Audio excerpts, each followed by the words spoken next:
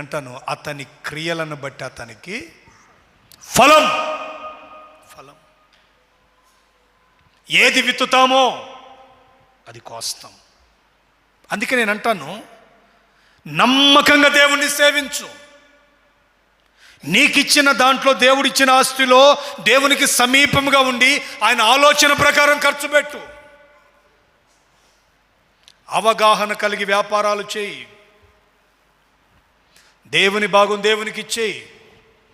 పాపము జోలికి పోక పవిత్రంగా దాన్ని కూడబెట్టు. లేదా ఒక దినం వస్తుంది, దుఃఖానికి ఇక ముగింపు ఉండదు.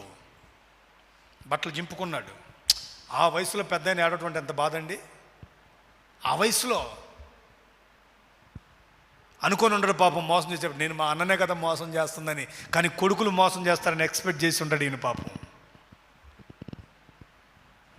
దేవుడు జగన్నాటక సూత్రధారి. ఏ సూత్రధారి? విత్తిన దానికి ఖచ్చితంగా ఫలం ఇచ్చే దేవుడు ఆయన. కాబట్టి నా మాటల ముగింపులో చెప్తాను నేను మీకు, చాలా జాగ్రత్తగా మన జీవన మనుగడ సాగాలి. అది సంఘపరంగా కావచ్చు, కుటుంబ పరంగా కావచ్చు, ఆర్థిక పరంగా కూడా కావచ్చు. ఈ రోజున సంఘానికి కీడు చేయొచ్చు, కానీ దాని ఫలం పొందే ఒక రోజు ఉంది.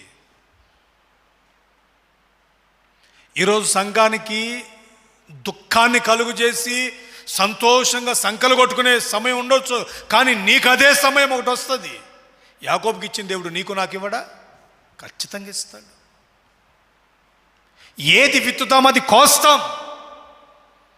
దావీదొక్క ఉరియానే చంపించాడు, కానీ 10 మంది కుమారులలో, లేకపోతే ఆయనకున్న కుమారులలో దేవుడు 4 కుమారులు కోల్పోయేటట్లు దావీదు బతుకుండగానే చేశాడు.